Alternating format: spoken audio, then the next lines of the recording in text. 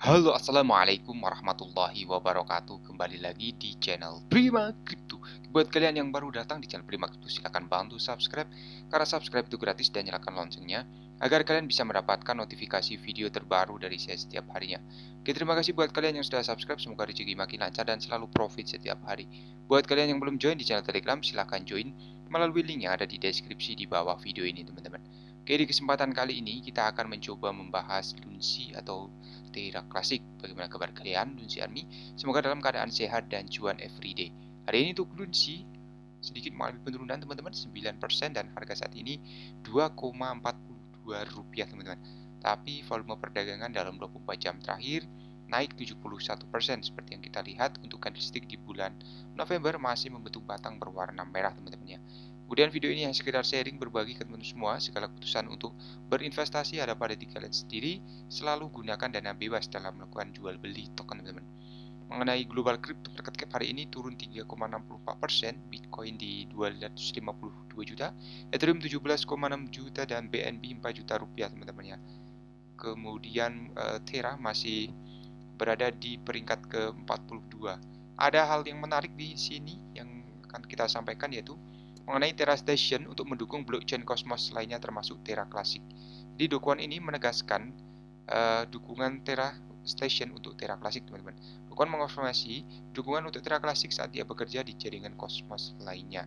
Dokumen ini menyatakan niatnya untuk menawarkan dukungan Terra Station ke blockchain Cosmos lainnya yang dikenal dalam tweet pada hari Minggu teman-teman. Dan akibatnya pendiri Terra ini meminta pesan dari tim pengembangan inti yang tertarik dalam ekosistem. Layanan ini akan gratis per tweet tindak lanjut dan khususnya koin ini mengonfirmasi bahwa Lunsi dan jaringan Terra akan tetap didukung saat stasiun Terra bertransisi menjadi dompet interchain untuk ekosistem Cosmos ya, dan didukung Lunsi si dokumen ini teman-teman. Dan tidak mengherankan, pengembangan telah bertemu dengan tanggapan beragam, sementara beberapa merayakan dukungan berkelanjutan dari Terraform Labs. Yang lain menunjukkan bahwa mereka masih tidak mempercayai pendiri. Seperti dicatat oleh pengguna, ya, integrasi multi rantai dan stasiun tampaknya menjadi langkah pertama untuk aliansi antar rantai, dan khususnya dukungan ini telah mengusulkan 3 solusi untuk memastikan keberlanjutan rantai kosmos yang lebih kecil. Jadi yang pertama aliansi interchain, ya, kemudian stasiun dan pencari interchain. Aliansi ini bertujuan untuk memperkuat keamanan ekonomi dan rantai yang lebih kecil dengan memanfaatkan pengguna dan aset rantai yang lebih mapan. Idenya relevan karena aplikasi yang lebih terdesentralisasi memilih untuk membangun rantai mereka, tetapi gagal karena kesulitan membangun dan menjalankan blockchain atau kurangnya kelayakan ekonomi. Khususnya, kit pengembang aliansi yang memungkinkan aset dari rantai yang sudah mapan dipertaruhkan pada rantai yang lebih baru.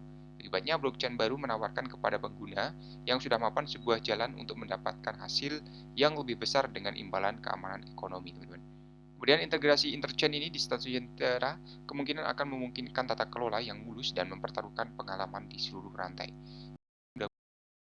dan mendukung rantai yang lebih kecil. Seperti banyak komunitas Lunsi, anggota ekosistem Cosmos skeptis, teman-teman. Kemudian pendiri Akas Network, Greg Osuri, mengungkapkan sentimen bahwa dia belum mau memaafkan kerusakan akibat stablecoin yang terbaik di ekosistem. Dompet tersebut juga mendapat pujian dari pengembang Cosmos yang disegani. Jadi untuk Jacob Gadikan ini yang memuji keramahan pengguna dan kode mendasarinya. Dan perlu disebutkan teman-teman bahwa integrasi multi rantai ini diusulkan menempatkan station dalam persaingan langsung dari Kepir. Dompet Cosmos Interchange sementara dokumen ini menawarkan integrasi gratis. Seorang pengguna menunjukkan bahwa Kepir ini mungkin mengenakan biaya hingga 400.000 US dollar untuk integrasi. Kemudian website ini juga belum mengonfirmasi hal ini, tetapi ledakan sebelumnya oleh tim Kujira mengungkapkan harganya 360.000 US dollar. Jadi komunitas Terra menggunakan dompet yang dikendalikan oleh Terraform Labs meskipun telah mengambil alih kendali ya, tetapi pemberontak telah mengisyaratkan untuk mengerjakan alternatif stasiun yang disebut stasiun pemberontak jika diperlukan untuk menjadi sepenuhnya independen dari infrastruktur TFVL. Kemudian ada sedikit perselisihan ya muncul di antara pengembang Terra Classic setelah kontroversi pencurian kode kasino Lunsi, teman-teman. Jadi peluncuran Terra ini menyoroti perbedaan di antara grup pengembang dan kasino akan diluncurkan di jaringan Terra Classic, tetapi klaim dan tuduhan yang saling bertentangan mencoba memecah komunitas. Rick Harrison, A.K. Rexy, anggota senior dari grup pengembang Terra, independen Terra Civita dalam sebuah tweet pada hari Sabtu mengonfirmasi peluncuran kasino di jaringan, teman-teman. Dan dalam tweet tersebut, DEX ini meluncurkan kasino dan DAO, aplikasi terdesentralisasi terbesar ketujuh di kripto, sebagai mitra di belakang kasino.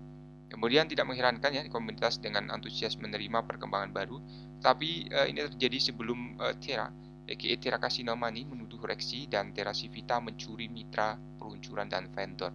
Kemudian grup tersebut juga mengklaim telah meminta bantuan selama proses peninjauan dengan all DAO seperti yang tersirat. Mereka menuduh bahwa mereka mencapai kesepakatan dengan Rexy untuk menggunakan pengaruhnya ya untuk memastikan kerjasama dengan all DAO. Tapi Rexy pergi ke belakang untuk mencuri kemitraan tersebut. Setelah itu juga di sisi lain mengatakan bahwa Zeradar membuat opini tanpa mengetahui faktanya, teman-teman. Dan menanggapi klaim, AllDAO merilis blog media yang mengklarifikasi situasi. Menurut pernyataan, AllDAO mencoba sebaik mungkin untuk bekerja hanya dengan tim dan komunitas yang dikenal dengan token yang ekosistem yang kuat untuk menghindari bekerja dengan rug pull ya, teman-teman. Dan untuk tujuan ini, AllDAO juga mengungkapkan bahwa Lunchbean telah mengklaim sebagai anggota kunci Terra Civita yang memiliki hubungan dekat dengan anggota komunitas. Khususnya LDAO kemudian menemukan bahwa Lunchbean telah mempromosikan demo sebagai proyeknya kepada anggota komunitas untuk mendapatkan dukungan mereka agar lolos dari proses peninjauan.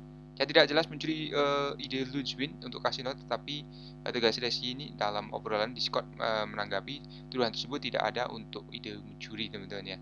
Dan semoga saja untuk perselisihan ini segera berakhir ya, teman-teman, karena project dari Lucy ini ya untuk melakukan burning ya, akan segera dilaksanakan ya. Jadi LunchDAO juga mengonfirmasi bahwa mereka tidak memiliki hubungan dengan Lunchbean, meskipun diklaim sebaliknya dalam komunikasi dengan AllDAO.io terlepas dari kontroversinya akan diluncurkan sebelum 1 Desember per posting blog Medium. Selain itu, ia menjanjikan untuk membakar 0,2% dari volume taruhannya, dan seperti dilansir di website ini, Regi ini sangat sempat ya menegaskan bahwa kasino bisa membakar 26 miliar lunci dalam 6 bulan. Dan itu angka yang sangat besar, teman-teman ya. Jadi sepertinya ada sisa dari kejatuhan yang kemarin, teman-teman. Jadi entitas yang menguras dompet FTX ini setelah bursa yang jatuh mengajukan kebangkrutan terus bergerak. Yang pertama, dompet dijujuk sebagai penguras FTX mulai memindahkan dana selama akhir pekan seperti yang dilaporkan di Crypto Potato. Jadi hacker ini kembali bertransaksi lagi, teman-teman ya. Apakah akan memindahkan ke BTC atau Ethereum yang kita pantau dulu ya. Jadi gelombang transaksi baru dimulai hari Senin, entitas melakukan beberapa transfer awal dompet lain di akhir ini, teman-teman. Dan penerima mulai menukar dana untuk dibungkus BTC, BBTC, dan RenBTV di Uniswap. Dan dia juga melihat perdagangan Ethereum untuk SBTC di Synthetic. Sampai sekarang, dompet yang dijuluki FTX Account Drainer hanya tersisa di bawah 186.000 atau sekitar 210 juta dolar. Transaksi mencurigakan ini terjadi hanya beberapa hari setelah regulator sekuritas Bahama mengindikasikan bahwa mereka menyita aset dari FTX setelah bursa mengajukan kebangkrutan. Selain itu juga pergerakan telah memberikan tekanan jual yang kehilangan lebih dari 5% nilainya selama 24 jam terakhir dan sekarang berjuang untuk tetap di atas 1 atau 1.100 dolar, teman-teman, untuk Ethereum ya, teman-teman. Oke, jadi untuk hacker ini masih bertransaksi, teman-teman, ternyata ya. Padahal kemarin sudah dikabarkan bahwa identitasnya sudah diketahui. Sepertinya belum ya, teman-teman ya, di sini ya, karena dia masih mengutak-atik dari aset yang dia ambil ya dari FTX ini, teman-teman. Jadi apa yang akan terjadi selanjutnya ya, semoga saja sih untuk FTX ini ya atau exchange yang lain ya, teman-teman ya. Karena FTC ya, semoga saja bisa memompom kembali dan kita bisa dapat cuan ya ketika makro global kembali pulih lagi, teman-teman. Ya, jadi seperti dulu saja bahasan kali ini. Jangan lupa share jika video ini dirasa bermanfaat. Selalu gunakan dengan dingin, teman-teman, dalam melakukan investment. Terima kasih sudah menonton video ini. Share jika bermanfaat. Sekali lagi, assalamualaikum warahmatullahi wabarakatuh.